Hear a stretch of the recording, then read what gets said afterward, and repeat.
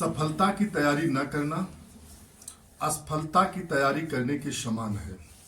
दोस्तों, मैं RC digital creator पे आपका स्वागत करता हूं।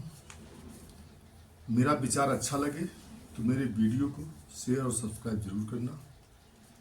मेरे कहने का तात्पर्य यह है कि जब कोई व्यक्ति अपना कोई भी एक लक्ष्य को निर्धारित करता है, अपने एम को निर्धारित करता है कि मुझे इस लक्ष्य को प्राप्ति करना है, उसके लिए कुछ ना कुछ तैयारियां करनी पड़ती है। यदि आप अपने लक्ष्य की प्राप्ति हेतु किसी भी तैयारी को नहीं करते हो तो असफलता की तैयारी करने के समान है। मतलब यह है कि जब हम किसी भी एम को, लक्ष्य को प्राप्त करने के लिए काम करते हैं तो उसके लिए मुझे तैयारियां करनी पड़ती है, तभी हमें सफलता मिलती है। सफलता प्राप्त करने के लिए हमें उस एम को प्राप्त करने के लिए, उस एम में सफल होने के लिए हमें कुछ ना कुछ तैयारी करनी पड़ेगी। यदि हम तैयारी नहीं करते हैं तो समझो कि हम असफलता के लिए तैयारी करते हैं। कहने का जो भावार्थ है यह है कि किसी भी लक्ष्य को प्राप्त करने के लिए, किसी लक्ष्य की प्राप्ति के लिए, सफलता के लिए हमें पूर्व में तैयारी करनी पड़ती है। बिना तैयारी के अगर हम काम करते हैं तो असफल हो जाते हैं। उदाहरण के तौर पर हम एक किसान को लेते हैं। यदि किसान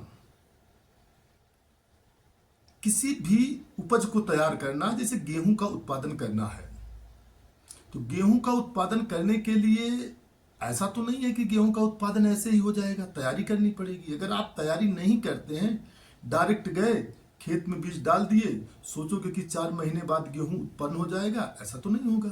मतलब आपका गेहूं उत्पादन नहीं होगा, वो असफल हो जाएगा। जो आप लक्ष्य प्राप्त किया है कि गेहूं का उत्पादन होगा इसमें, वो जो है आप जो है असफल हो जाएंगे। मतलब आपने तैयारी नहीं किया तो समझ लीजिए कि असफलता के लिए तैयारी किए हैं।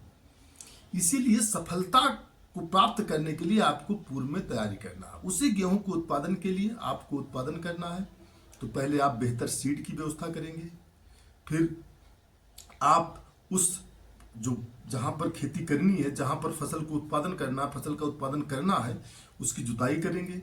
पर्याप्त मात्रा में नमी को रखेंगे। फिर उसमें पर्याप्त मात्रा में यूरिया, डाई, पोटास, सल्फर, जो भी खाद या जैविक खाद का इस्तेमाल करना है, उसको आप पहले से तैयारी करेंगे। उसको तैयारी करने के बाद उपरांत पूरी बुआई करेंगे। बुआई करने के बाद 21 दिन बाद आपको सिंचाई करनी है। फिर दूसरी पानी की सिंचाई करनी है, 3 पानी की सिंचाई करनी है। जब जब उसे पानी की जरूरत है तब तब पानी का व्यवस्था करना है। यदि उसमें खर लगता है या तो उसमें अनावश्यक खरपतवार उत्पादन होता है तो उसको आप निकालोगे, तब जाकर फसल तैयार होगी। कटाई करोगे, कटाई करने के उपरांत उसको जो है थ्रेशर में अपना थ्रेशिंग करोगे। उसके बाद गेहूं का उत्पादन होता, अर्थात जो लक्ष्य आपने निर्धारित किया है उस निर्धारित लक्ष्य को आप में सफल हो जाएंगे यदि उसकी आप तैयारी करते हैं तो।